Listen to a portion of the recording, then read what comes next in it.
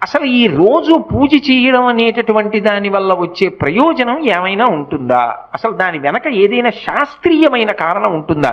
విదురుడు ఎందుకు చెప్పాడు అసలు దైవానికి నమస్కారం చేయమని? నేను మీకు ఒక్క మాట చెప్తా, బాగా గుర్తుపెట్టుకోండి.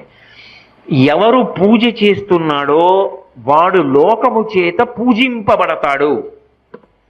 నేనన్న మాట బాగా పట్టుకున్నారా?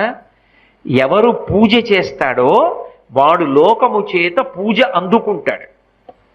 అదేమిటండి మీరు అన్న మాట మాకు బాగా అర్థం కాలేదు, మీరు ఏదో అన్నారు బాగుండదని అన్నాను అంతే అంటారా? మీకు వివరణ చేసే ప్రయత్నం చేస్తా. పూజ అంటే ఏమిటి? పొద్దున్నే దేవుడి దగ్గరికి వెళ్ళో దీపం పెడుతున్నా, ఎందుకు? ఎవరు భగవంతుడు?